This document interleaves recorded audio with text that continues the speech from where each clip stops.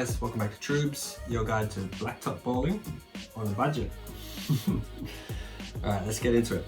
Today I'm taking a look at another bargain buy. These were 25 Aussie dollars on sale from Decathlon. That works out to about $18 US, if that's how you're counting. And that was slashed down from the initial price of $109. So it's a pretty great discount. Great thing is these are still available in certain sizes online. I just checked about an hour ago. So get in while you can. If you haven't seen it already, take a look at my other two videos on Decathlon basketball shoes. Links will be in the description box down below. Enough chit chat, let's get into it. These are the Decathlon Tarmac Shield 500. Again, a total mouthful. I really don't think Decathlon's into the whole catchy name thing yet. Maybe they never will be. I'm not fussed. For those of you who don't know, a quick intro to Decathlon. They're a French sporting goods sort of superstore, I think. When you walk into one of the huge warehouses, you can see everything from archery to horse riding and everything in between that you can think of. I've used heaps of their stuff, from weightlifting gear to basketball gear. My daughter wears their shoes and she loves them. This isn't a sponsored ad at all, I wish. I just really like their stuff, and I'm always keen to tell people about stuff that I enjoy, pass it on. So there you go, Decathlon. Well-made gear at great prices. I had my eye on these for a while. I saw them in store initially on sale for about $49, and I thought, I can wait a bit more, let's not pull the trigger yet. And I'm glad I did. They dropped even lower, down to that $25 I mentioned at the top of the video. Quick tip, from what I found, this isn't official, but it's my experience, Decathlon often has sales in store that aren't reflected online on their website. So for example, when I picked these up, I went home and I had a look online, and even though I'd paid $25, which was an in-store special, they were still listed at a sale price of $59 on the website. I saved $34 just by going to my local store. 10-minute drive, too easy. Aesthetically, I think these are pretty cool. To me, they look kind of like if a Nike Hyperdunk, probably the last time Hyperdunk in the line before the Alpha Dunks took over, and a Nike Zoom Freak 1, look at that back heel portion here, had a baby. I reckon the shoe might turn up looking something like this. So they're pretty cool. They are a little bit chunkier than I would normally go for. I tend to like lows, and these are obviously not low, these are like a mid, with that collar up here. But again, $25, can't beat that. And I've had a great time playing in some mids in the past before, so why not? So this is just a quick look at these shoes, give you my initial impressions, what I expect out of the shoe, how they feel when I first try them on, and down the line, once I've spent 10-15 hours in these, I'll give you my performance review. So first off, traction. I think the traction looks pretty cool. It's quite a departure from the traction we saw on these. These are the Decathlons that I tried and loved before. These have your standard sort of herringbone type look, which worked really well. But as you can tell, these have sort of pods, different zones, and it reminds me a little bit of the LeBron James Soldier 9, I think it was. I had a pair of those and I love them. Obviously I'll have to take them out on a court so I can figure out how it feels, but the rubber's pretty thick, feels pretty solid and durable. So as long as it sticks, I reckon it'll last a long time. One thing that's really encouraging for outdoor use, you can see on this close-up here, those grooves are really deep. So I reckon we can get some great longevity out of the traction, provided it doesn't just wear away real quick. Like I said, I don't think it will. Cushion, these felt comfortable when I tried them on. I looked at the tech specs online, and Decathlon says this is an EVA foam, so I'm expecting similar performance to Nike's like Phylon, that kind of thing. Nothing amazing, but should get the job done, impact protection, all that sort of stuff. Probably won't feel bouncy like a Boost or that sort of thing, or Nike Zoom, which I love. But again, this is probably going to be a solid performing shoe, not a mind-blowing shoe. So I'm going into trying it with, modest expectations.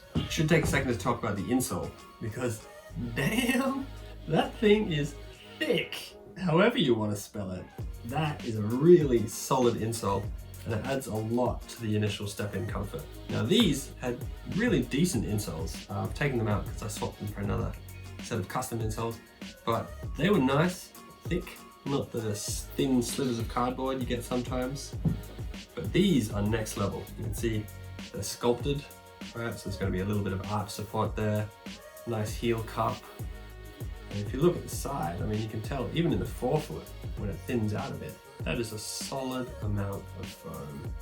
Props to Decathlon, because a lot of companies these days really skimp on the insole, which is a bummer. Materials seem solid. This is sort of like maybe similar to some of the early iterations we got from Nike of engineered mesh. Very, very stiff, so it should provide good support. That tongue is a nice mesh, yeah, nice and breathable. Around the front, we've got a few sort of overlays, which are good. And then again, around the eyelets for the laces, keep them locked into the shoe. And then you've got this here, where the EVA foam comes up to the back of the heel. I suspect that's what forms the heel cup.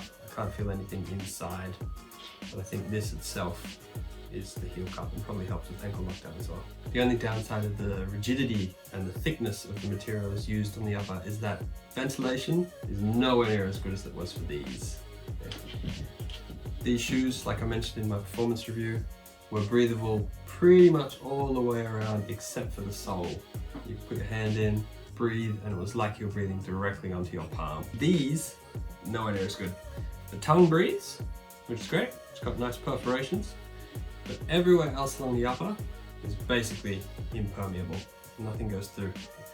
So I suspect these are going to feel pretty hot, but maybe that's what Decathlon deemed a worthwhile sacrifice in order for a bit more structural support. Fit was pretty interesting when I tried these on. In these, I was a Euro 44, which I mentioned Decathlon translates to a US 11.5. I'm almost always a US 11 in every pair of basketball shoes I own, aside from those from Adidas. These were a size 44 Euro, which translates according to Decathlon to a US size 10.5.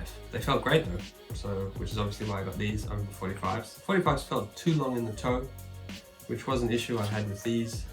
There was a little bit of dead space in the toe here. Maybe it's just a difference between models.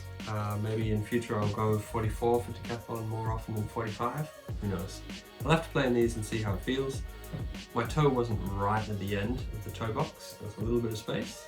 So I suspect these will be the right size for me. Can only really find out for sure by playing more in them, of course. The shoe felt solidly attached to my foot, which is the main thing. Laces helped lock the foot down really well. I think fit was good. As far as support goes, the shoe feels really solid on foot. This new WebLock system is called WebLock 2.0, probably Decathlon's next iteration of WebLock. I found the lockdown provided by the laces fantastic in this pair, so I can only expect things to be at least as good in this WebLock 2.0 iteration I've got here. From first try on in store, nice wide base was immediately noticeable. I got really solid foot plant every time I took a step. Decathlon has a special name for their outrigger design. It's called side guard, which you might be able to see in the camera there. If you look at it from this angle, you can tell a little bit better. Yeah. So I'm sure that's going to be really good for helping stop me from rolling my ankle as much as an outrigger can. Right on the sole there's power frame, which is Decathlon's name for the torsional support plate. I could tell when I put my foot in, there really wasn't much twist going through the middle of the shoe. Most people like that. Personally, I don't really mind too much whether or not a shoe has shank plate, Kobe Mentalities, Kobe Focus, some of the Anta shoes I've played in. No torsional support at all, didn't faze me. Some people really need to have one in a shoe to feel secure. Take it or leave it, but I guess it's there for those who care. So all in all, I think support's going to be pretty good in this shoe. Certainly the collar height is a positive for some people. They like it there for that placebo effect. Remains to be seen. All the testing happens on the court.